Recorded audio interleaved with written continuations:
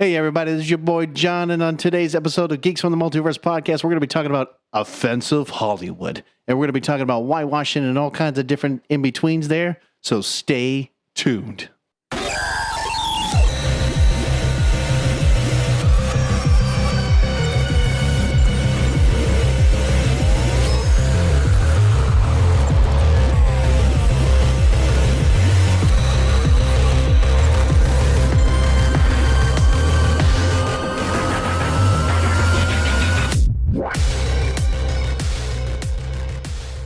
Hey, everybody, it's your boy John, and as always, on the Geeks From The Multiverse podcast, we have our good buddy Matt here. What's up, everybody? So today, we're going to be talking about the offensive Hollywood, baby. They're so offensive, John. You know what's offensive? The things that we do during that music. I mean, that is true. If you guys ever did see us, you'd probably be like, what the fuck are these two doing here? You know what? We're not going to go over No, we're not going to go over that at all. But anyways, guys, no, it's true. The offensive Hollywood, man, I just can't. Not a new concept. No, and it's true because it's not even just, you know, like you see in like, I've seen in like Marvel, or I've seen in like, you know, some of the other stuff we've even talked about before, but it's all over the damn place. And I mean, granted, it started way back when.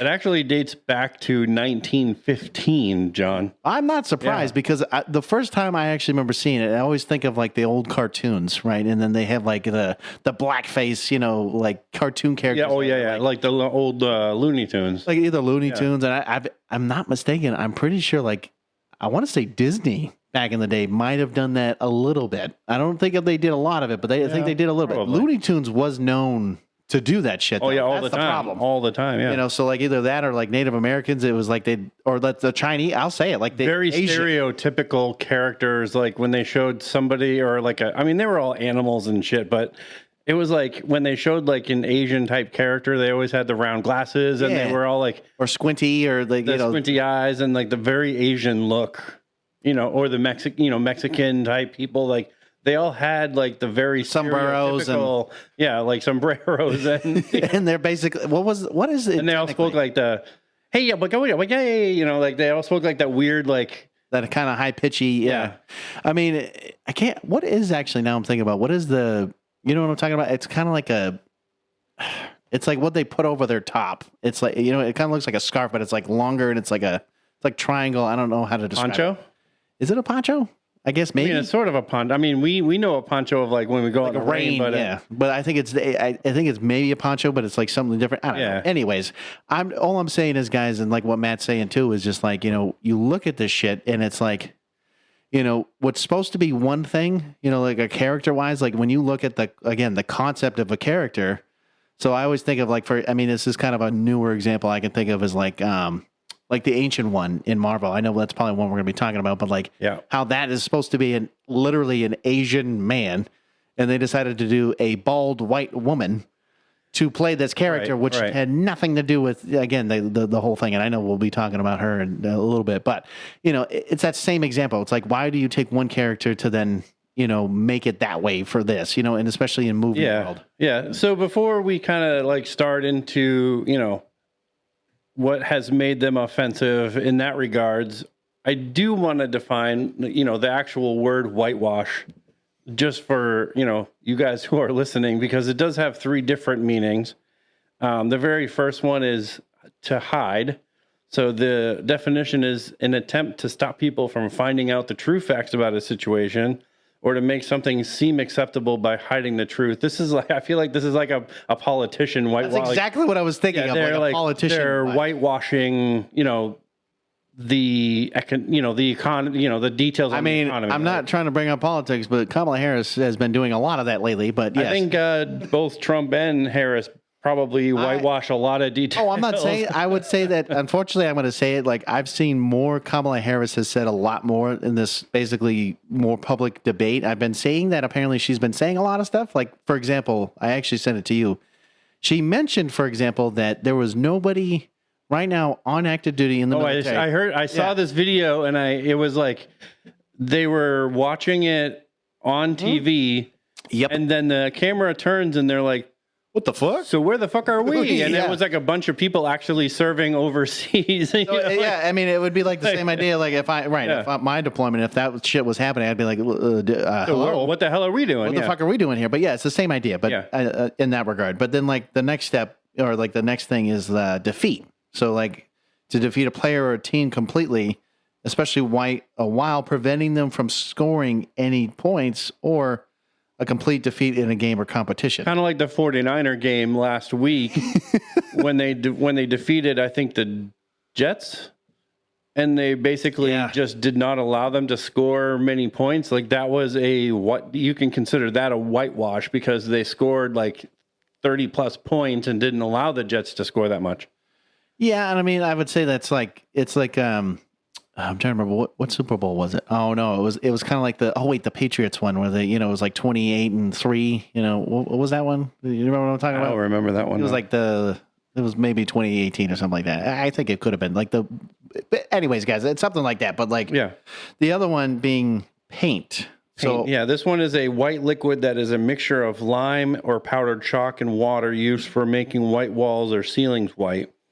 To paint walls or buildings using a whitewash, and that's the whitewash is that mixture. It's like powdered chalk and water, and they're making a kind of a paint without using like a latex paint or so like a traditional. I would say it'd be more like a traditional style of that, but this one really doesn't have a meaning to it. It's just more like no. I mean, if you're if you're hey, we're going to whitewash these walls, that's what is referred to as like, oh, we're going to use this mixture of lime or powdered chalk and water to make the walls or ceilings white. So that's kind of the...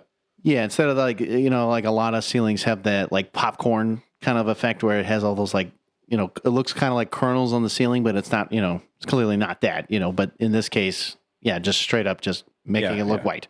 Anyways. So the idea, a lot of people and I've certainly, we've certainly been, one of them who've talked about, the DEI and how offensive, like they're using DEI, and Hollywood hasn't just become offensive. Like they've been offensive, and it's been since 1915, and it goes to like casting white actors in non-white roles, which is where we're going with the whitewashing. This is like particularly like in Black or Asian roles. But the thing is, like, the one thing I think you have to realize is like people aren't just doing this to like, hey, we're going to cast white people in all kinds of different roles because we can just do that. It has to do a lot with funding for movies, and casting is like a big deal to cast like big name actors to play roles because studios like won't fund a movie if you just have some Joe Schmo who's a Mexican. Like they won't fund a movie for that. Well, I mean, okay, so for example, right? So unfortunately, James Earl Jones just died, and we all know that recently it just happened, but like he's a well-known actor. He's been on Broadway. He's been on so many things like that. And I'm just using it as an example, but like he's done a lot of shit for the community, especially in the Black community in that sense. And so it'd be like him, or it'd be like Denzel Washington, or it'd be like Morgan Freeman. So like I'm saying, like if you got even guys like that, or even like in this case, so. I would even say probably you're think about it. I'm going to say it, and I know you don't particularly like this person for whatever reason, but technically, if I'm not mistaken, the highest paid actor, if I'm not mistaken, right now, or has been up there for a long time now, is Dwayne "The Rock" Johnson, who is technically not white. I don't not like him. I just don't think he's a great actor because I think Nicolas Cage has grown on me over the years. But he's got like Nicolas Cage, there's no depth in character. Like you look at a lot of his movies and it's the same person, and it's not even different clothes. A lot of the movies, it's like the same type of clothes. Well, Christopher Walken's it's kind of the same thing. I mean, granted, he's got the same voice, same things. I mean, he might change up a little bit, but he's still doing the "Hey guys, how you?" Like his voice that he does. That was a terrible. It was a very terrible. I listen. I never said I did a great. But the other thing too is you have a lot of these actors, and I'm sure with Denzel and with some of these like Black or Asian actors that have been in movies, you have this idea of tokenism, and South Park kind of makes a funny, parody of this because like they have a character called Token, that's like the one black character in the show other than like the chef. Right. But like he's the one black kid in the show. I don't think there's another black kid in the whole show. Oh, yeah, probably not.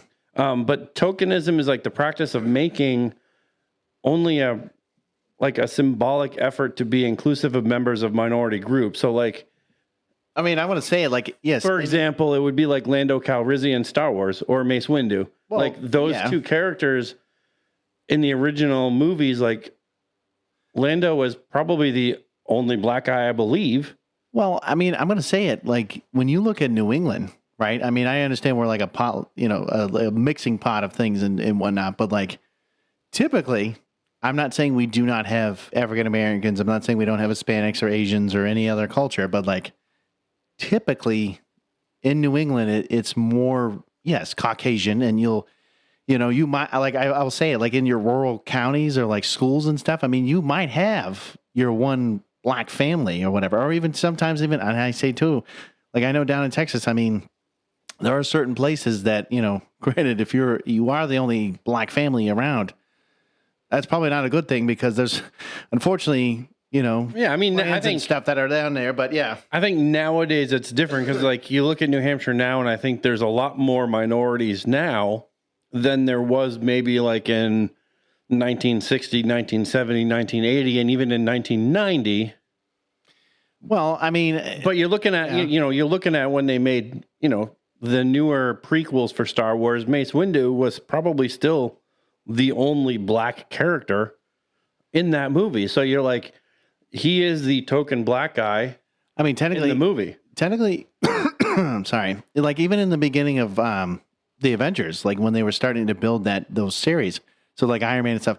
Technically, Nick Fury was the original black character, and then you got like, Don Cheadle coming in as War Machine and stuff like that, and then so on and so forth. But like, yeah, he was, he started out that, and then yes, there's more that came down the road, but like.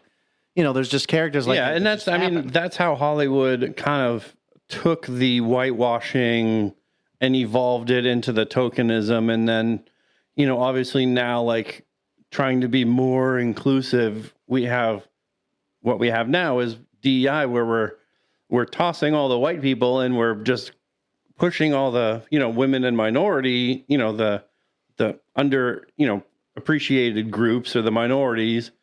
And so, we're kind of pushing the opposite, which is not what we should be doing. We should be trying to make it what DEI should be, which is including everybody and making it fair for everybody. Well, and not only that, I mean, you and I agreed on this is like, when you have a story, right? So like, it'd be weird. And I know we did an episode on this, but like, let's say Spawn. Okay. Just a random example.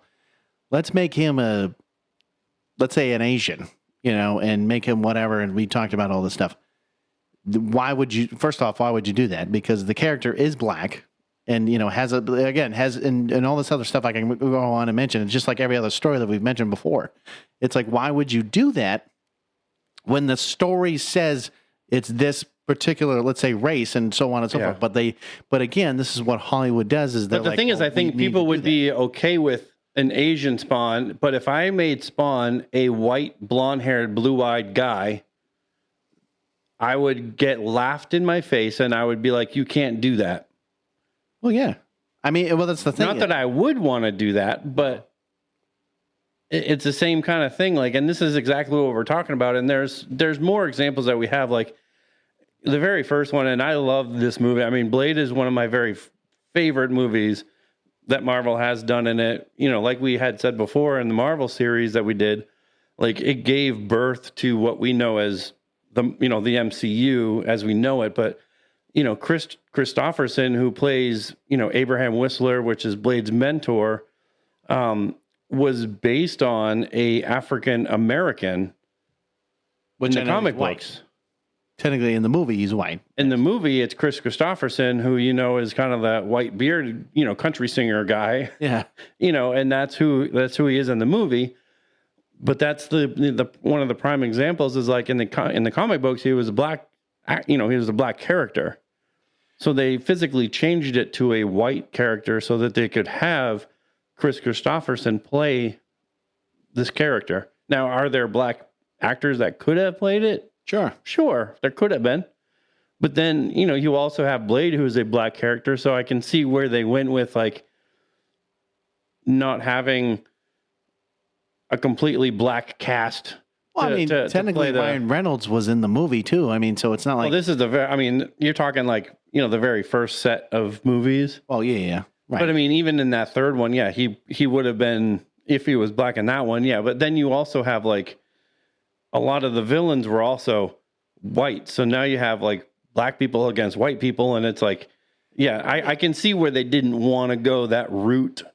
Yeah, I get it, but at the end of the day, it's like, to me, if like you're sticking, again, this is why we're saying this, is like if you're sticking with the story, if you're sticking with what the characters were supposed to be, that would make more sense in my mind than I could give two shits about what the color a person is in that movie per se. If he was, if Abraham Whistler, whether he's played by a white dude or a black dude, as long as Abraham Whistler was who he was in the comic book as he was in the movie, like, I could care less. But, not being African-American, obviously I'm not, but somebody who is African-American might have a problem with that being like, well, you took an African-American character and you basically whitewashed it and made him white.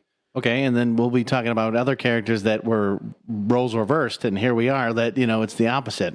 Yeah, so the second one we have is The Boys, and if you haven't seen The Boys, you got to watch it by yourself, because and definitely not with your kids, because it's not that kind of superhero television show. Definitely not. But there's a character named The Deep, which I guess you could maybe compare to Aquaman, but I'd say the best is probably going to be Aquaman. If you took Aquaman and made him retarded. Or no, even better, make him the Temu version of Aquaman. That's basically what it would be. Yes, that would be the Temu version of Aquaman. But in the comic book, he is also depicted as a black man.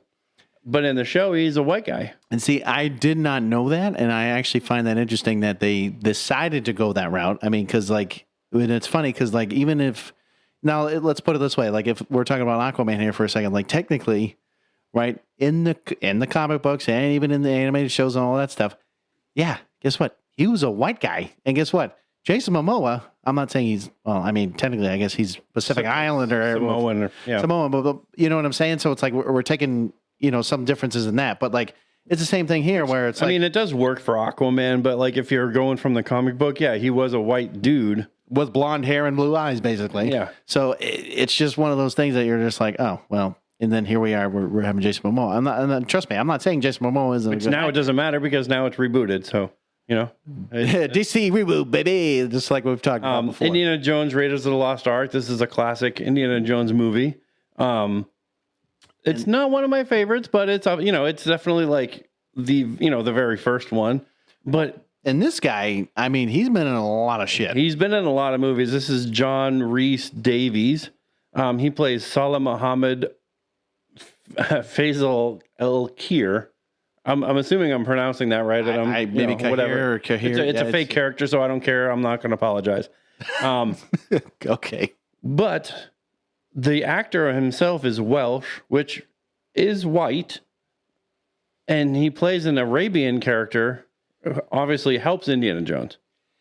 And this is where again, this is where I can see where it's kind of hard to be like, okay, well, this guy might closely relate to. It's like, well, if he's a Arabic character in a sense, it's kind of like, do you really want to play that game of, do you want to offend more fucking people, or do you just say, oh yeah, well, it's fine, he can act like it. Well, if I was to be me, I'd rather have somebody that was actually Arabic. I think out of the three of these, I think The Boys example is probably the worst of them, because that one was a clear change. Yeah, like a big one. Yeah, that one is a big one, but I think like having, John Rhys Davies and Chris Christopherson taking on those characters, at least in those movies, like they worked. Like it wasn't like you were watching the movie and you were like, man, this is so fucking offensive. Like I can't even take it. Well, no, if he had like a major tan or like looked like a fucking alien, like an orange or something like that, then I'd be like, all right, man, like you're pushing the fucking limit here, Yeah. It's the next ones that we're going to be talking about that get really bad. This one's so bad because I'm looking at the photo and I'm like, holy fuck! We are looking at the photo, and I mean, this is like. I didn't even realize that was a real thing because when I saw his face, I'm looking at him and I'm like, holy fuck, this can't be real. But it is. This is a real thing, yeah. And this is, Breakfast at Tiffany's, which was made in 1961. And no shit, there we go for racism. But here we go again. Mickey Rooney. The guy who, if I'm not mistaken, actually, Mickey Rooney, if I'm not mistaken, it's not the same one in Rocky, but it's the guy in Night at the Museum. He's the really short, if I'm not mistaken. I think that's the same one. I think he's the popular kind of like comedian guy. Yeah. But he's obviously a white actor. But he was cast to play a pretty racist caricature of an Asian man. Which is, and this is what I'm saying. Mr. Yunoshi in Breakfast at Tiffany's. So there's really not much to say. And if you really want to look him up. But he's wearing a mouth prosthetic that like kind of opens his mouth so you can see his teeth, and he's wearing the round glasses, and he's doing the squinty eye. Well, I mean, at least the worst part. If you watch clips of the movie, he actually does like the I had a strange feeling because that's exactly what I was about to say. I was like, does he go, "Oh, how you doing today?" He actually does talk like that, and it's so freaking offensive the way that they did it. But like, it's also in 1961. It's fucking Mickey Rooney, and like I don't know, like maybe you could have hired an Asian actor. But if the studio's like, we want Mickey Rooney, they're also not going to fund a fucking movie. So it's like, you're at a catch-22 of like, okay, well, what do? We either put Mickey Rooney or we don't make a movie. Well, and that's the problem. I mean, we're talking about the 60s. We're talking about how, back then, you could basically do whatever the fuck you wanted. It didn't fucking matter because honestly, like you look at nowadays, if this movie came out nowadays, holy shit, that fucking thing would be banned and everything else. It's like Blazing Saddles. I can guarantee you they don't pop and play this on TV at all. No, or you have to find a way to buy it on like you probably can't even stream this anywhere. It probably doesn't stream anywhere. I'm going to see if you could find a way to do it, but go ahead. So one of the kind of popular 80s movies, and I think, Ted kind of made fun of this movie as kind of their popular, favorite movie, was Flash Gordon. And, kind of much like Mickey Rooney, he was cast to be a Japanese guy. Max van Sydow, which he was in the newer Star Wars movies. I think he was in The Force Awakens. He was in that very first one. He plays an Asian villain named Ming the Merciless. And obviously, Max is a white actor. And if you kind of look at the picture, he is a bald, he's bald headed. He's got like some weird curved eyebrows and the really long kind of like, classic Asian kind of goatee. I would say, well, it's more of a Fu Manchu, but yeah. Yeah. So, I mean, it's very obviously like, disturbing, but it's like, he's not an Asian guy. And he's not even doing squinty. I mean, in this picture, he's not even doing squinty eye. He just looks like a white dude. That's bald. Yeah. And has a Fu Manchu. I mean, but I'm pretty sure if I'm not mistaken, he does sound, or he's trying to reenact that. So that's the part where I'd be like, okay, you're pushing it, buddy. And, Flash Gordon isn't one of your like, A-rated, movies. It's really like a cheesy ass action movie. It's a cult classic, obviously, because it's Flash Gordon, but it's really not like a great movie. But this is where, this is what Hollywood was doing all this time. Like they're just. And the fact that this came out in the 80s, which isn't much better 20 years later, but. Hey, 86, there's one that's even worse than this. Oh, so hold on, before we go there. So I had to look this up. Breakfast at Tiffany's, you actually can stream. And you can pretty much buy it off of Prime. So you can still watch it. And I'm assuming just like Flash Gordon and probably even the next one, you can find a way to probably stream it too. But so like I said, Flash Gordon is a cult classic because of Flash Gordon. Like he's a Yes, right. I do understand The character himself is a popular, like, kind of superhero-ish, like, character. So, I mean, he is popular, and obviously Ted makes him, like, a little bit more mainstream with, their fascination with Flash Gordon. Oh, yeah. And I think the actual actor that was in Flash Gordon is in the movie. Actually in the movie, yes. So, that it kind of makes it funny that they're really liking the movie, but for the Asian population, it's very offensive, John. Let me tell you, Matt, I would be very offended too if I saw this piece. And the next one's not any better. I think it's worse, actually. So you know what? I'll take this one, Matt. It's okay. So this guy, okay, C. Thomas Howell, okay, he was in Soul Man in 1986, okay. So the plot of the film involved Howell's character donning blackface in order to qualify for a Harvard scholarship meant for black students. Let's start with that. Okay. Unbelievable. And then through the process, he learns that racism exists, falls for the black single mother who was actually supposed to get the scholarship, who inexplicably gives him another chance after she realizes he was white all along because he stood up for her when someone said a racist joke in front of them. It's an offensive film role overall, though in 2013, Howell stood by it, calling the film innocent, air quotes, and anti-racist. So let's start with this whole thing that just happened. How is this anti-racist by him? Like, I mean, I'm looking at this picture and he's painted as a black guy. Oh yeah, no, I could see it.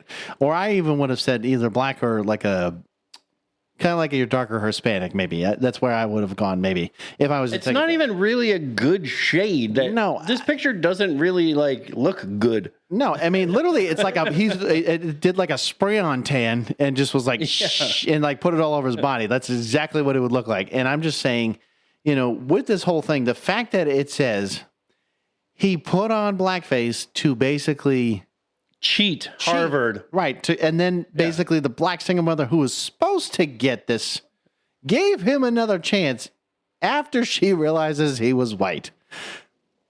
That would never fucking happen in real life. Especially in today's age. You realize what would fucking happen, Matt? Not in 86, it wouldn't happen. Oh, no. But now, let's say if it happened now. You would get shot. There'd be a lot of things going against you now. He would 100% get fucking shot. He would be dead. He'd either be dead or he'd be going to jail for the rest of his life. That's just how it would work in the society. But back then, no, fuck it. You could just go make yourself. And basically make believe that you're black. Or just, that's exactly what he's doing here. He's just like, you know what? Fuck it. We're just going to be black. And we're just going to make sure we're going to steal a scholarship, for God's sake. It's so bad. Like, I don't mean to laugh, but like, you can only laugh at these pictures because of how bad they really are. Like, and the fact that he stood by it. He stood by it. He stood by like, oh no, it's innocent. I donned blackface because it's anti-racist. Don't worry about it. It's just fine. It'd just be like, it'd be basically the opposite. Let's just say like Denzel Washington decided to paint his face white and then go and say, oh, it's okay. I'm white. It's okay. It's okay. No problem. It's okay. I mean, granted, I used him as an example, but like it could be anybody. I'm just throwing it out there. So this one's not quite an example of like whitewashing or doing a different like race or whatever. This one is a different kind of movie. It's Shallow Hal from 2001. I mean, not gonna lie, it is.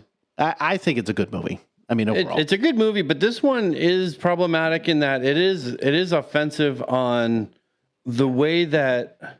I was going to say obesity would probably. Yeah, I mean, it's really obesity and how they view the character. But Gwyneth Paltrow, to play the character, had to put on basically a fat suit, and we have the picture, and it is actually a decent makeup that they did for her, But the plot of the film was about a man who's hypnotized to see women as how beautiful they are on the inside, which was played by Jack Black. Yes. So when he sees Paltrow, he sees her as a thin, as Gwyneth Paltrow as like a thin woman when she's actually kind of an overweight woman. And when he realizes her weight, he's like completely disgusted.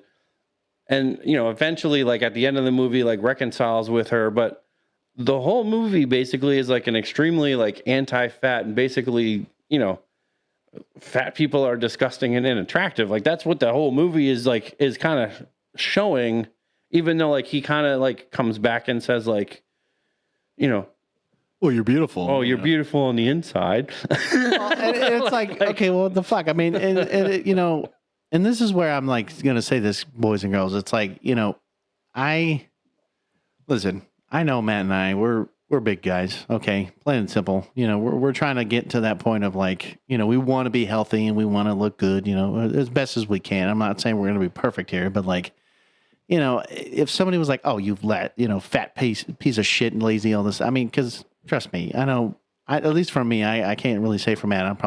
I would assume he probably has, but like, I can't tell you how many fucking times I would hear from people and be like, well, okay, you fucking big boy, you know, big bone, big this, big that. I'm like, listen, I fucking know. So why don't you shut the fuck up and not tell me this shit? I already realize I'm disgusting and inattractive. So why don't you shut the fuck up? Yeah, I don't really care what the hell, because you know what, your attitude is disgusting and inattractive. Why don't you go fuck yourself and then go? I might be physically, you know, disgusting and unattractive, but your personality is disgusting and unattractive, and that's worse. And I said, motherfucker, why don't you come at me? And in 2 seconds down the street over here, or like right outside, Come at me, bro. Come at me. Meet me outside. Let's see how disgusting and unattractive you are. No. Even better. Ready? Catch me outside. How about that? Yeah, you know? catch me outside. But this is one of those movies like, you know, Shallow Hal, like, you know, yes, he is hypnotized to like see women as how beautiful they are on the inside, you know. And, you know, she sees herself as beautiful, which is great. But like, this is the way that this guy was like, he just didn't feel like, you know, fat people, and I hate saying that fucking word, like fat people, but like people that have, you know, obesity issues, right? You know, for him were disgusting and unattractive, and you know that's why he's hypnotized in the movie, because of his views and like the comments that he's making and how shallow he is.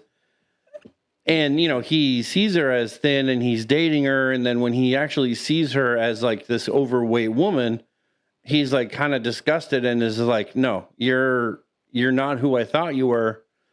And then realizes like, I kind of miss her, which is, you know, you can say, oh, well, that was the point, but he still did it in the movie. Like he still made that choice of like, no, I don't want to be with you because you're fat.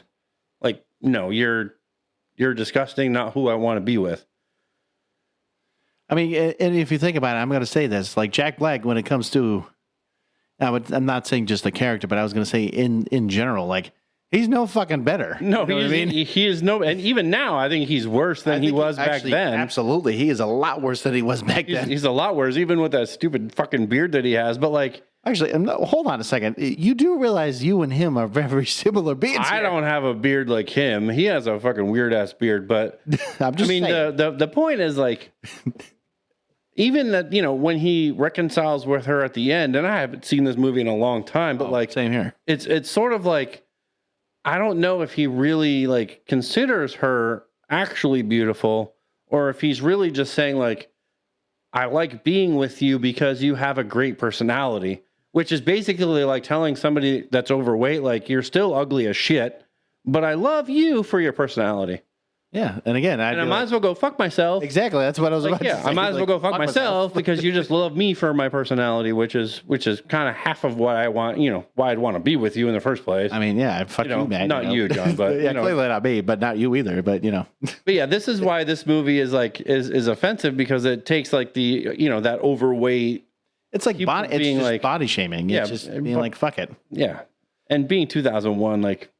Shame on Hollywood. Exactly. Shame on you fuckers just for doing this shit. But then again, this guy, Eddie Murphy. Murphy. Yeah. It's like him and Martin Lawrence and a few others that have done, like Tyler Perry, you know, all these fuckers that do all this shit. This movie was 2007. No, I know, which is still relatively, you know, present, you know, so it's not like it's like 30, 40 years old here, but we're talking still relatively new in a sense.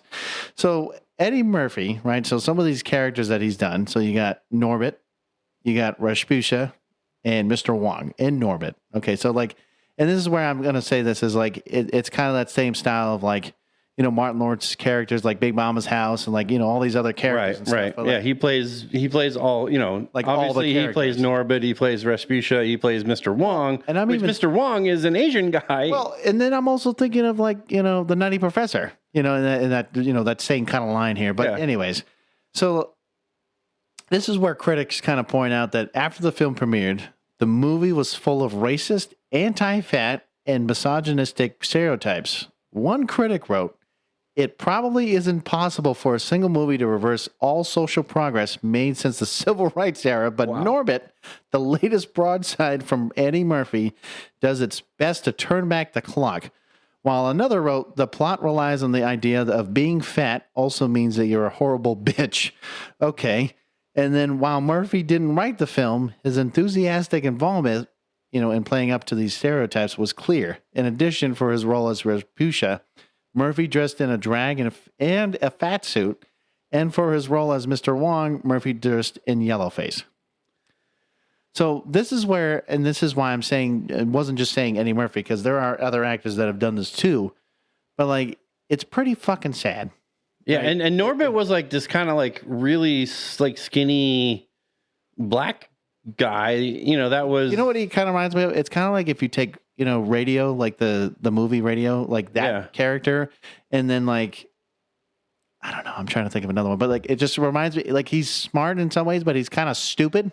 Right. Like it's just like, and then he's like, "Oh, I'm gonna," like he kind of gets stuck with Rasputia in a sense. It's like, but it's just. But there were a lot of jokes with her like sitting on him or like crushing him, right? Or like going down the slide. I think that was the biggest one. Like they were going down the slide and together. She's like getting stuck in shit and like through doors, and it's like it's just like it's anti-fat. It with the racist thing with Mr. Wong, and he's there's the picture of him right there, and he still kind of looks like an old black dude in that picture. But honestly, I was like, what's the fucking point? You know what I mean? Like, why would you make yourself yellow face in a sense? It's like, dude, you don't even look, you look fucking basically like an older black guy. Right. And you don't even look Asian. Like, I don't know what the fucking point is that, it just doesn't make any sense. But in the movie, he does talk like an Asian. Yeah, of course. But that's like, the stereotypical Asian guy would. But like, it's just that like, it's just, like it says, it's racist, anti-fat, and misogynistic with,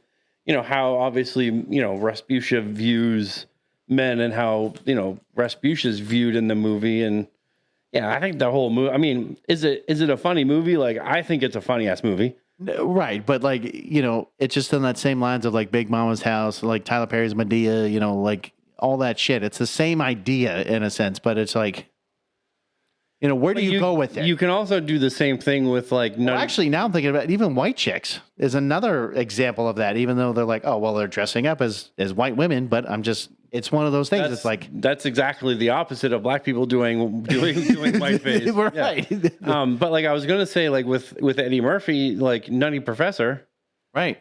Where if we're talking like anti-fat and fat shaming, like.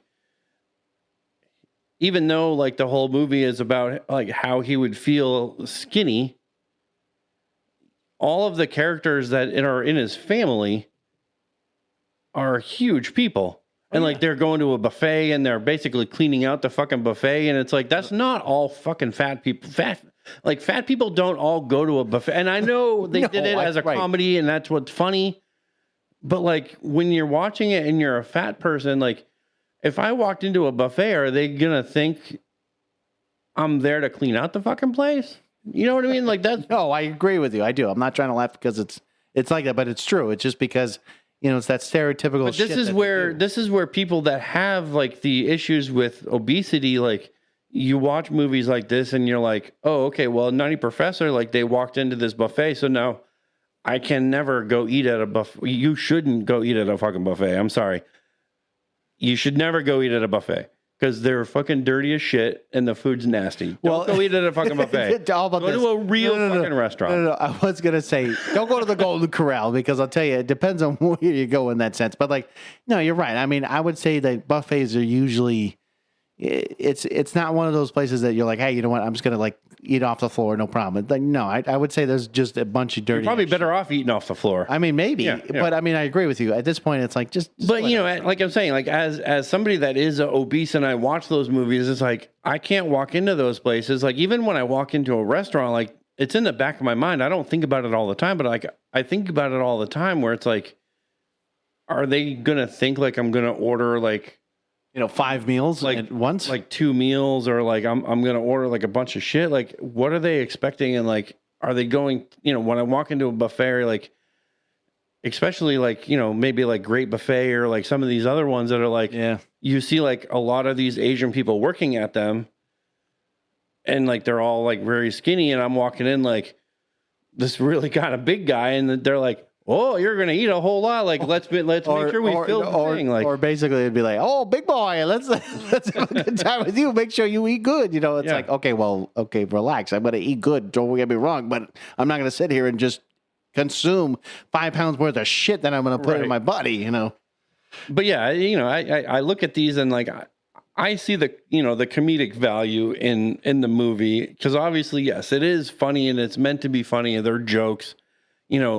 You kind of have to look sometimes in comedy movies. You have to look beyond like some of the racism, some of the anti-fat jokes and stuff in comedy movies. You have to sometimes look beyond that to see, the comedic value in it. But I mean, and you as well as I know, like when you start to look at some of the movies even back in the day. So I made the joke earlier, but I don't think you heard me. But like Blazing Saddles, right? Like we know that is one fucking movie you could not watch. They would not show that on TV now. No, it would never happen. But like, you know what I'm saying? Like if you were to say you have a movie with a black sheriff and he's like, "Where the white chicks at?" It's like no, they would never. No, and they play that shit. No, they would. Well, there's a lot of things. He's like, oh yeah, there's more than we can repeat here. No, but like it's just shit like that where like even nowadays when you're talking about like Norbit and other movies like that, I mean, you're just looking at it as like you're right, like comedic value in it, but at the end of the day, when I always think of, for some weird reason, it's like I look at like George Carlin or like Richard Pryor or something like that from back in the day. George Carlin was racist as shit. Well, no, that's what I mean. So bad. But you're looking at the comedic value with it. He had a cigar joke that like sticks with me to this day, because he was like, "Oh, those people who smoke cigars, you're just sucking a big black dick," and it was like, for the life of me, like I think about that, and like when we would go to like pick out a cigar, like when I was old enough, Let me guess. That was the one thing you thought of. I would think of that, and I purposefully would buy like the smaller ones. Oh, okay. Like the cigarillos or like the smaller ones, because like I wouldn't want to get the fucking huge cigars, because I would think of that in the back of my mind, like I'm sucking a big black dick, and I'm not doing that. No, I mean it's funny that you mentioned that, but you know what I mean. Like somebody like that, where it's just like. You don't think about it like that, but jokes like that stick with you for years. That's funny as shit. But like, with this, going back to it, it's like, yeah, I'm not saying it's not funny and it's not comedic and it has certain things that you can laugh about, but like at the end of the day, it's like, keep in mind that when you're doing this shit, it's gonna haunt you back. It could haunt you down the road, but it's just like, well. Is it worth it? I don't know. I mean, it depends on the people. And I can tell you now in this society, it'd be like, good luck trying to play that without having to get you're failed. telling me like today in 2024, if you were going to pitch a movie that was Shallow Hal, if that would get made. Probably not. Today. And it probably wouldn't. It wouldn't be the same story. No, it would be fucking I don't know. It would be changed on so many levels. And honestly, you and I would know that unless they had some sort of minority and so on, again, it just would have been a completely It wouldn't be the same story. You wouldn't get the same, effect of it. And if it was, it would be a raunchy comedy, which you would get the same effect, but it would be totally different. 100 times worse and different people altogether. Absolutely. The next couple, I think, are interesting. Well, I think it would be more. I think it's mild. It's not very offensive to a degree, but it is mildly offensive. in some ways. I think, when you look at who was cast in the movie and the role, I think you're looking at, an Iranian character in the game. See, I actually didn't know that. Like, I knew, so the game we're talking about is Prince of Persia, which is, yes, it is a very well-known game, but like, I never knew that it was an Iranian character per se. Yeah, I mean, it's an Iranian character. Obviously, I don't know per se that there's a lot of Iranian actors. There must be, but big name Iranian characters. I don't know if I can name, any. But you have Jake Gyllenhaal as Prince Dastan in Prince of Persia, The Sands of Time in 2010. Obviously, he's not Iranian. He's just a regular white actor. And they really didn't do anything in the movie to make him look like an Iranian character would look. I mean, he's got long black hair, like kind of a semi 5 o'clock shadow, beard, but he doesn't look like an Iranian character. He just looks like a white dude with long hair. But like he, 9 years later, he reflected on the role, and he actually says like he learned a lot from that movie. He spent a lot of time trying to be very thoughtful about the roles that he picks and why he picks them. And, he says you're bound to slip up and be like, that wasn't right for me, or that didn't fit perfectly. And there have been a number of roles like that and a number of roles that do. I think this is the one that didn't quite fit. Yeah, obviously for him, like this one didn't quite fit. And I think he realized that, like looking at the movie and looking at like the controversy surrounding it. And the controversy is that he's a white guy playing, an Arabian or like an Iranian character, like a Middle Eastern character. I would say Middle Eastern. Yeah. I mean, yeah, he just didn't fit. And is it offensive? Like you said, mildly. It's mildly offensive. Obviously, if you're Middle Eastern, it's probably more offensive than what we're saying. Yes, than what we're saying. But like, I think it's not as offensive as Soul Man or some of the first examples that we. Oh no, Soul Man and Mick Rooney playing the Asian character straight up and then acting like such. Yeah, yes. No, that was racist as shit. Because obviously in the movie he's not saying like I'm an Iranian, like Or he's not being like. I mean, I'd hate doing it, but like, having the herkadurger, like the whatever. Like, I'm not saying that what they sound like, but I mean, don't sound like the chef from the Muppets now. That's what you sound like. That's the one thing I thought of too.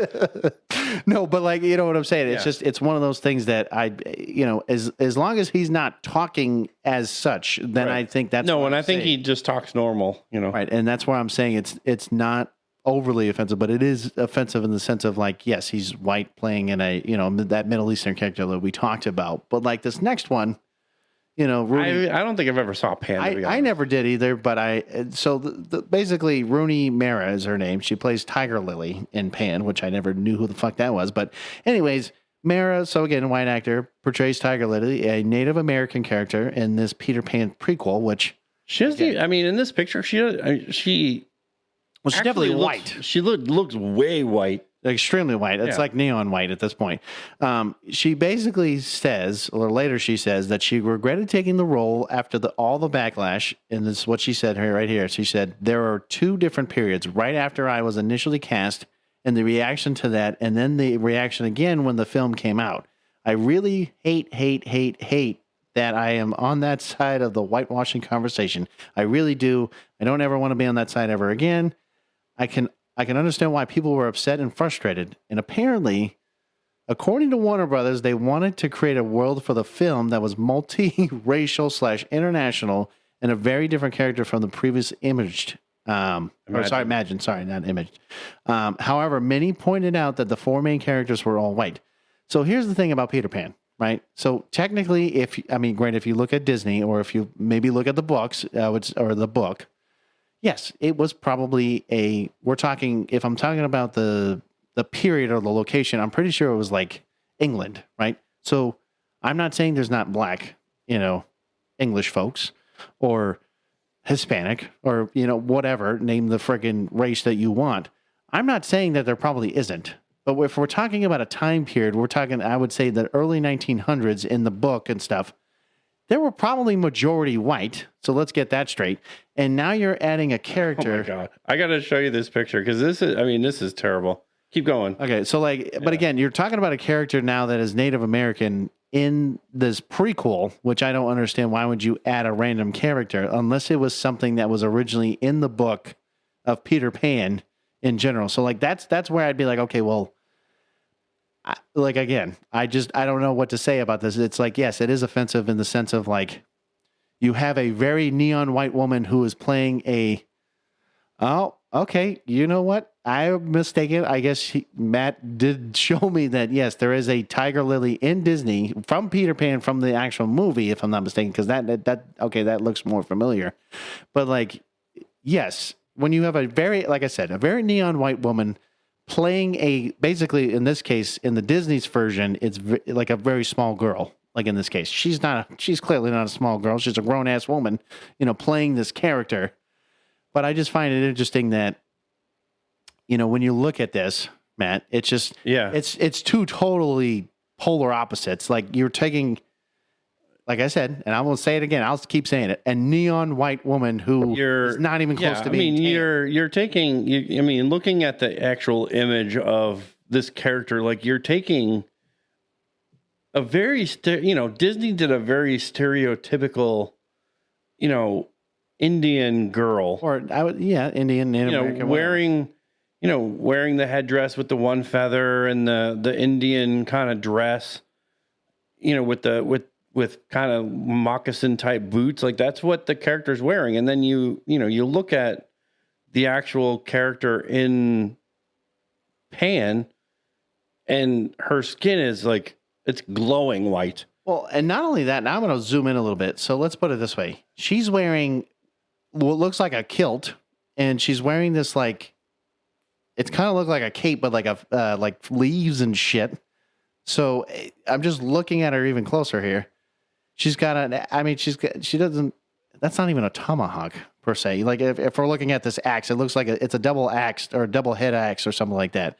It has nothing to probably do with that. I would say if you wanted to get close, you could probably do like a tomahawk or, something of that nature that I would say that is close related to them. Or again, even a bow and arrow. I don't see a bow and arrow. I don't see anything that would be remotely close to it. But I look at it and I'm like, first of all, who the fuck wears all that makeup, especially back then, if we're talking about that too? There's all these little nuances that I'm looking at. And again, who's wearing plaid? First of all, I don't think the Indians or Native Americans even had plaid for that matter. So there's just so many things here that I'm looking at. Yeah, this looks like more, what it reminds me of, Matt? It'd be like if you took like a Scottish or like an Irish person in that, really, I'd say Scottish. She looks more of a Scottish, like Brave, the movie Brave. That's what she looks like. You know what it looks like, John? It looks like if you were going to make a Peter Pan and then you were like, okay, well, we work for the CW network. Oh God! And we're saying the CW version of this. We want to make a Peter Pan TV show. This is exactly what this picture looks like, John. It looks like. I agree. It looks with exactly like we want to make it mainstream. Let's do this. Well, we just can't have like a Native American actress. We want to have our white Rooney Mara as Tiger Lily, and we want to do our own mainstream version of her.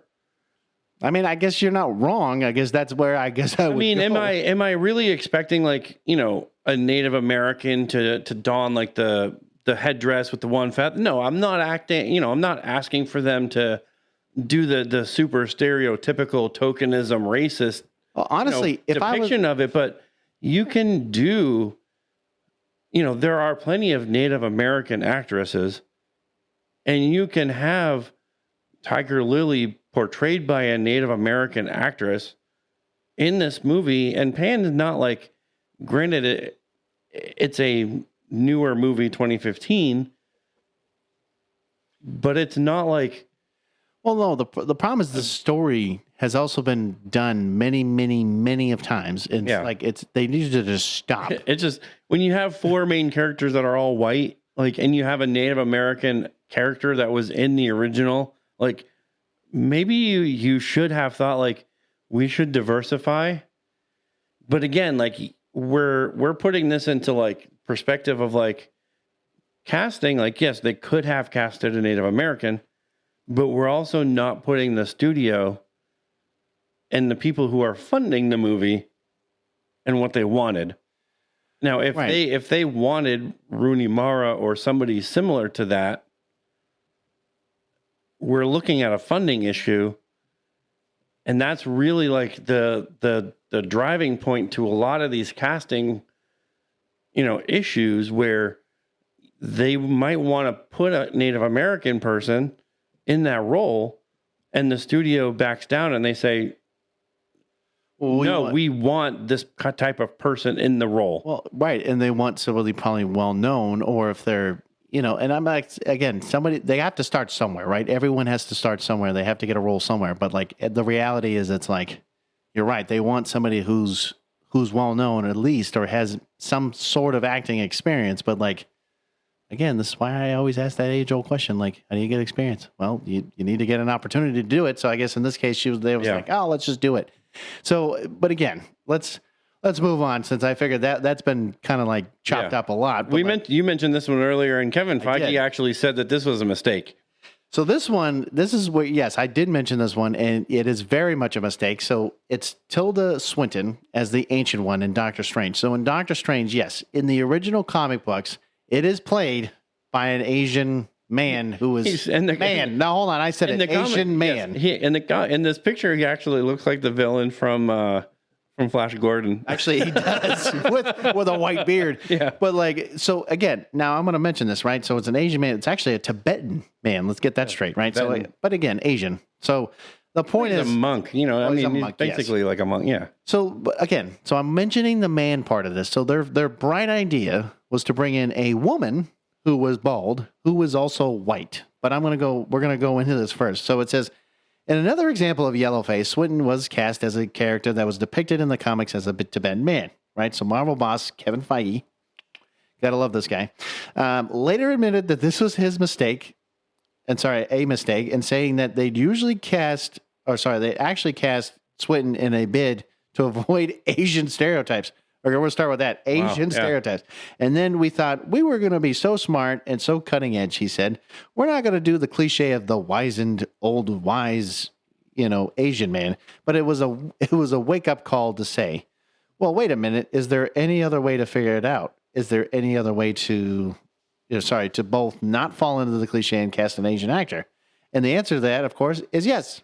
However, the screenwriter, C. Robert Cargill, claimed the role was changed because China would not show the film if it had a Tibetan character. Though he later admitted he later said that he did not speak for Marvel and was not involved in casting, and that his statements were just personal musings about the character.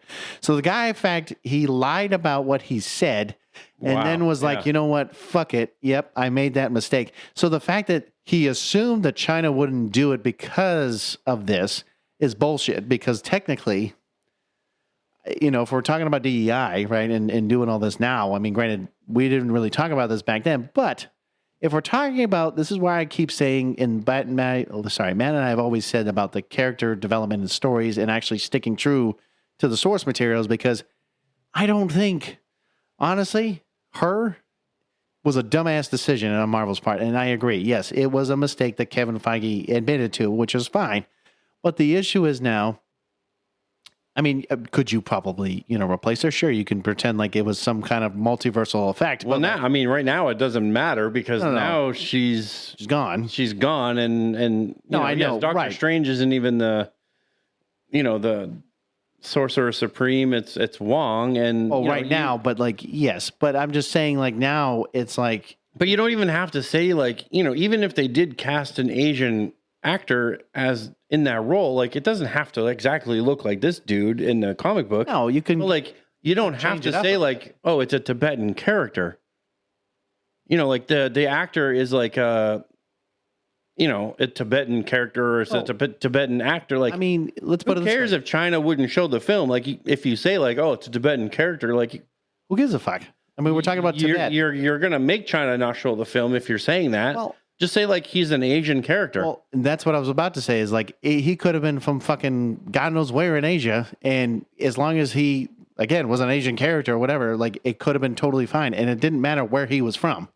Right. Because I'm not saying that, when people, this is like a random example, but it's like, oh, you look Korean, but actually no, they're Chinese or they're Japanese or, because when people say, oh, what are you? Like, well, I'm actually this. And they're like, well, you look this because of whatever. And it's like, well, how would you know? Like, I'll admit, like, I don't know really.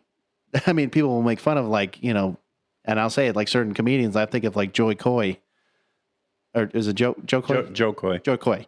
Right. He'll make fun of like, Filipinos and, Vietnamese and all this other stuff. But it's like, if I started doing that, they're like, the fuck is wrong with you? I can understand like, if whatever, they're wherever they were in Doctor Strange, if it was in Tibet, like I can understand you'd be like, well, obviously if the Ancient One is in Tibet, then it's a Tibetan character. No, but a lot of the people that were training to be like, the wizards or whatever they were, whatever they were training as, they were all kind of, and I hate using the word transients, but they weren't from there.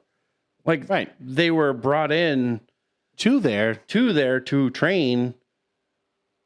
And like Doctor Strange, he was brought in to do the very same thing. So like you could say the Ancient One wasn't from there.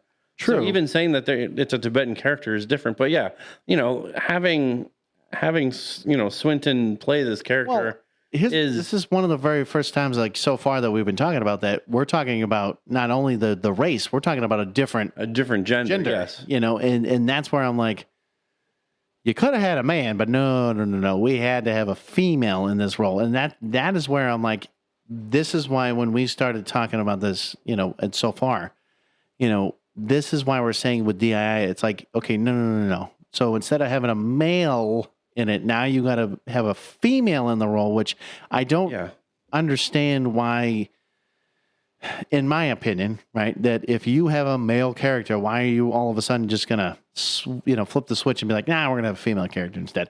That's the part where I'm like, really? Like, if it's a male character, then leave it as a male character. Not I can see, and I can see where Feige was coming from. Like, they didn't want to do the cliche, like the old, kind of wise wizard, kind of cliche. Like, I can see where they didn't want to fall into that, but like, you don't have to have him. I mean, Wong's not like an old wizard. Like, no, he's not even close. You didn't have to make him old. You could have made him younger. Yeah. Absolutely. You could have made him like middle-aged. You didn't have to make him like some old rickety, kind of like 90-year-old dude that's just chilling on a mountain. It's like, no, I agree with you. And that's where, like I said, it's just, it's ridiculous. But this fucking Robert guy needs to, I hope he lost his fucking job because I do too, because I swear to God, if he's still around, then we might have some issues here. Yeah. And then Scarlett Johansson, I will tell you right now, man, this is where it sucks because like I do love her as an actress and I think she's beautiful. And it just some sucks. of these I think the next two are kind of like they're kind of rough. No, I know and I'm going to say this because they're both kind of like Japanese like manga or like anime. No, and it is really rough like in America when you're trying to do them. Right. What I was going to say was it just sucks that, you have an actress like this that unfortunately accepted this role. And, I do love her. I think she's very beautiful. That's just me. That's just me. Again, I don't know what else to say. It's like a crush for me. But like, it just sucks where, for example, I mean, I know I haven't actually seen this movie, but I've seen clips and I've seen other things. But like, so she's Major Mira Killian in Motoko Kusanagi, I guess that's how you say it, in Ghost in the Shell, which yes, I understand it's a movie that they came out with a little while ago, but yeah, I mean that's the main character in the manga and the the animated 1995 adaptation. But like reports came from that Paramount and DreamWorks were testing visual effects to make her actually look more Asian. See, that's where I was like, that's wrong. Like, at so many levels. Like, first of all, when you have to do CGI to make somebody look Asian. Well, and not only that, man. I mean, shit. It's like if that's the case, then so what if you might as well hire an Asian? Well, that too. But I wasn't going to say like, imagine if I said, you know what, fucking man, I'm going to hire you, and then I'm going to CGI you to look black or Hispanic or something. Like, I mean, no.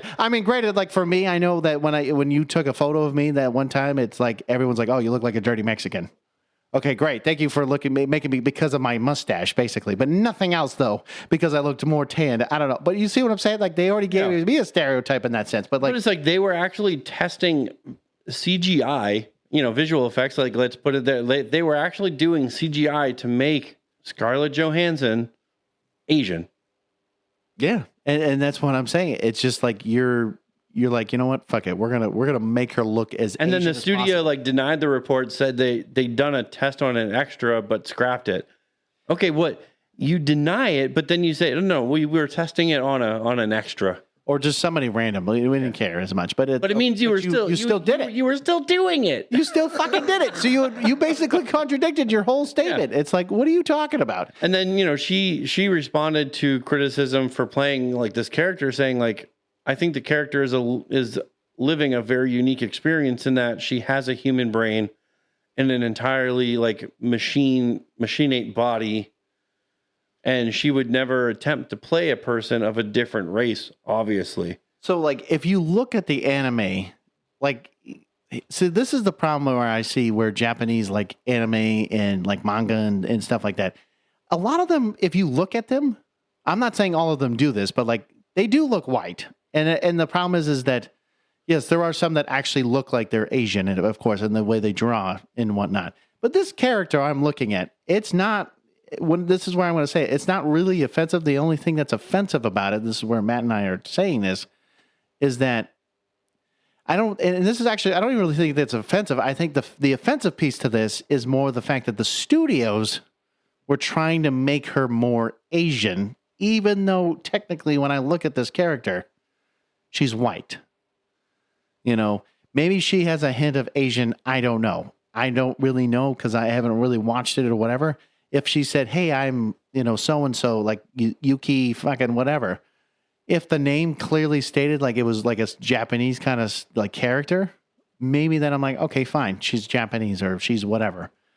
So that's where I'm saying like right now when I look at it, I don't think it's really that offensive. I think the studios made it offensive when they said, hey, we're going to do this, CGI thing and make her look more Asian. You know what I mean? That's the most offensive part of this whole thing. I think that's the only piece because she's not really doing the offensive piece to this, No, and, I mean, obviously she didn't cast herself in the role. And the picture that we have is not of her in this movie. Like she actually had black hair. No, but like I know what you're talking about, but it just she had black hair, but like she's not the one being responsible. Offensive. When they're casting for a movie and they're like, we really want Scarlett Johansson to play this character, they would have reached out to her agent, and her agent would have reached out to her and say, hey, the casting director really wants you for this part. She would go audition, or if she didn't need the audition, like she would just go and talk to them, read the script, and whether she accepted it or not was like a different story. Obviously she did because she made the freaking movie, but like, yeah, she's not the one that's like responsible, but like this is the only one. Really the studios that's like, you're testing CGI to make people look Asian. Like that's not okay. Like if you want somebody Asian, then go get somebody Asian. Like, don't make somebody Asian. This is the only one so far where I'm saying, yes, this is the studio's fault. This is not the actor's fault or actress's fault, because this is the only one so far that is not really offensive besides the fact that the studio's doing it, not her. But and like C. Thomas Howell and Mickey Rooney, like those ones, like clearly, if I was in their shoes, like, I mean, maybe if they're like, you're making, well, I was going to say you're going to make $100,000 in this movie, probably more. But you're probably making like let's say 100,000. But even back then, this is what you're going to be doing. I don't know if I would be looking at the payday, or if I'm saying like, oh, there's going to be such a backlash that like, I mean, I don't even know if it's worth it to do this. I think Mickey Rooney probably wasn't thinking about how offensive it was, because clearly at that time frame it didn't fucking matter. Whereas now, if like, great, you might look at a payday, but then you're like, okay, do I want the backlash? Where am I going to get hired again for a different role?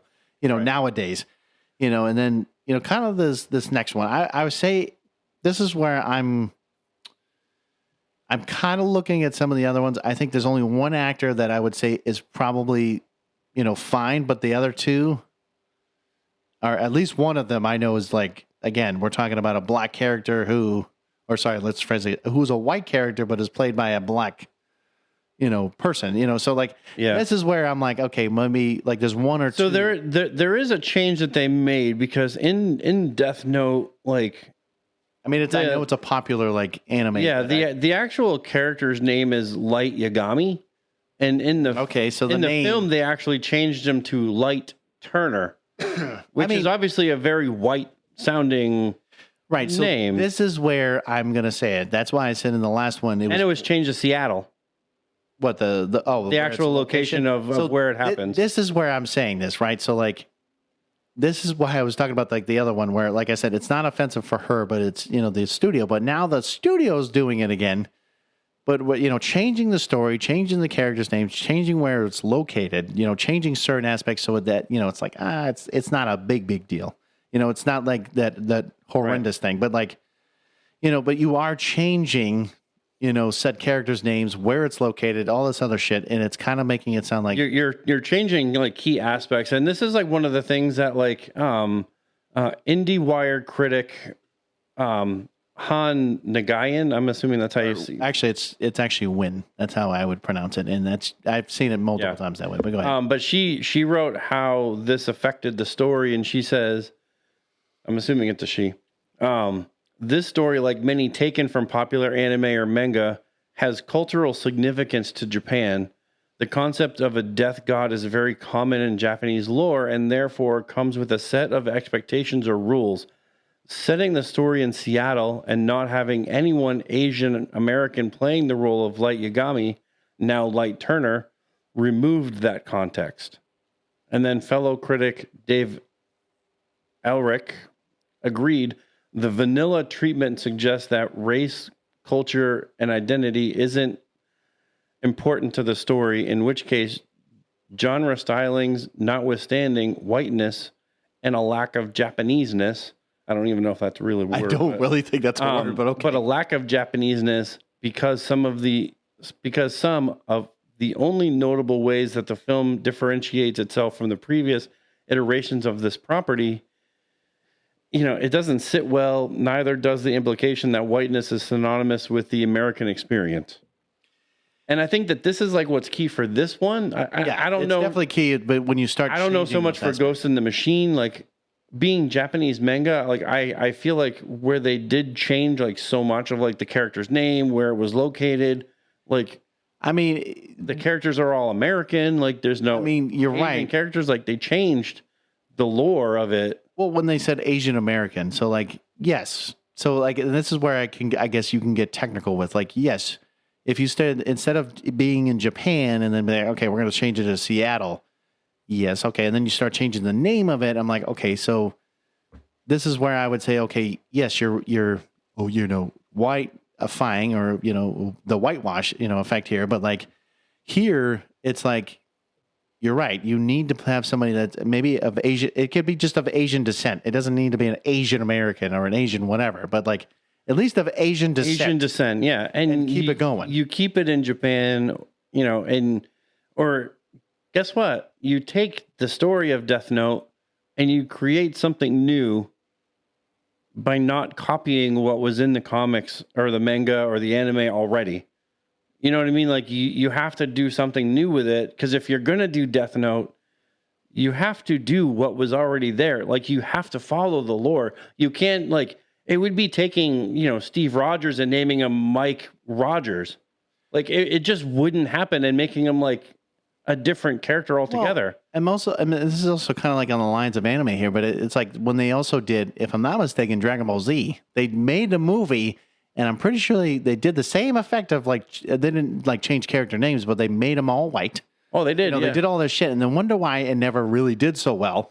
And again, we're talking about a Japanese, technically anime and it's still running, but it's like you make a whitewash movie of this shit, and then you wonder why people don't want to watch it because you're not keeping true. It's terrible. Yeah, it's just terrible. It changes the lore, and this is with Death Note. if you're not going to follow the lore, like why bother? You know, it's the same with anything. Like you take DC and you take Bruce Wayne. If you all of a sudden take Bruce Wayne and you make him like Mike Thomas, like no one's going to fucking like that shit. Like we know Bruce Wayne, we know who he is. You take Clark Kent and you name him, you know, Mike Thomas. I don't know. Like you name him somebody else. Like I know James Gunn. I don't know if it's James Gunn or if it's somebody else within DC, but they're planning to do a black Superman. Of course they are. And I go, what's the purpose? Just to do a black Superman, or is there an actual purpose to do? If you can tell me what the actual purpose, then I'd be for it. Well, hold on. I mean, they did black. You know, what was it, Batwoman? You know, we know exactly how that went. It's not even a show that's fucking on anymore. No, I know, but I'm just saying they did it. If you could tell me why they're doing a black Superman, other than the fact of making him a black character, then why don't we just make everyone else fine? black? I will be down for it. Well, then make a black Wonder Woman, like a black, Green Arrow. Like I can go down the list. I mean, there is a black Green Arrow, but no Green Lantern. Well, Green Lantern, but there are different variations of Green Lantern too. Well, I mean Green Arrow. Well, anyways, like yeah, but it's like if you can tell me like a good reason. Fine, but like this not only changes his name and makes him American, but it changes the fucking location of where it's at. No, and that's what I'm saying. Yeah, it just changes the complete lore of it, and it's just ridiculous. But the very last one, good old Johnny Depp. Good old Johnny Depp playing a Native American, not just any Native American though. He is playing Tonto from the Lone Ranger. Now, from the Lone Ranger. I know that the TV show back in the day. Like we're talking like early, I think it had to be like the 50s or 60s here. Yeah, I don't know if it was, again, whitewashed again, or if it was actually somebody, who was Native American. But like the one thing I wanted to mention here is that this is where Johnny Depp is now, and I read it really quickly here, but like he's saying that he has Native American descent. Yes. He's claimed some Native American heritage. Right. But it doesn't make his casting as a Comanche sidekick to, Tonto, any less easier to accept. Like, he may have Native American heritage, but it doesn't make him Native American. Like, right. I could have 1% black, but it doesn't make me a black person. You know what I mean? Right. I can't claim that, like, hey, I'm African American now because I'm 1%. Yeah, no, it's not. And then you can start using the N word. They're like, "Hey, whoa, you calm down there, buddy." That's all I'm saying. But I agree with you. It's like, no, it doesn't just randomly happen overnight. Like it's either you're born with it or you're not. But like, I agree. This is where I know some people can say it's like that. Like you just said, that 1% this, 1% that. Oh, well, that makes me this. Guess what? Do you realize that everyone in the world, in a sense, is basically a mutt, unless you were actually like 100% that your both parents were literally this together. And then you were born in, let's say, that country as well. That's very, very impossible, though, to be like 50% this and 50% that. Because, I mean, your ancestors all of our ancestors came from different places. Many different places. Like, even, being like, well, both of my parents were Canadian. Well, guess what? Not all Canadians came from fucking Canada or Canadian. Most of them came from fucking France or England or wherever. So most of them like came over from there. So like you have, Canadian or you have English, like you have different nationalities. So it's no, that's what I'm saying. It's very, very rare to just have one or like literally one thing or or just even two things, depending on what it is. But we've talked so much on this podcast, or at least tonight anyways.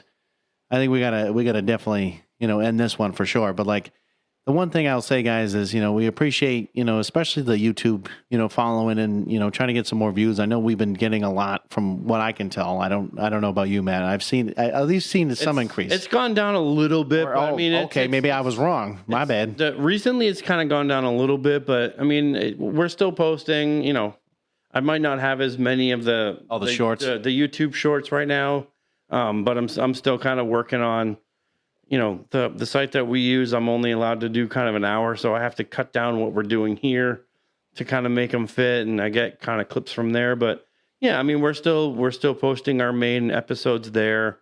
I think Jeff had made a comment on trying to get video, which is, we're still, I mean, that's going to be a work in progress. We're not going to have video like overnight.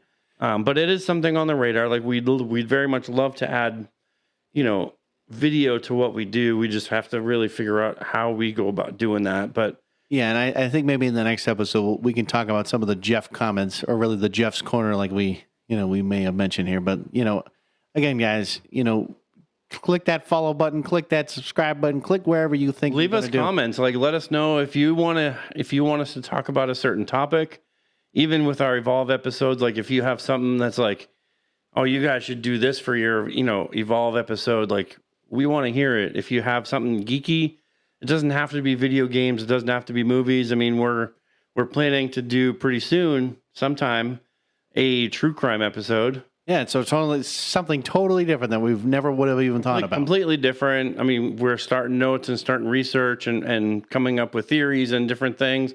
So, I mean, that's kind of one avenue that we're kind of wanting to go down. So if you have ideas, like shoot them out to us. Like we'll consider them. We'll put notes together and we'll get it going. And again, like I've talked to Matt before, and I've mentioned to a couple of you that if you ever want to join us, like you let us know and hit us up and be like, hey, you know what? Unless it's Harry Potter or anime. It's always so the two things right there. Pokemon. Oh, you know what? We're doing a goddamn Pokemon episode. I don't go fuck it. You can say the two of the other ones, but at least a goddamn Pokemon episode at some point, because goddamn it, that is also anime, by the way, in some ways. But anyways, guys, stay tuned till next time and stay geeky.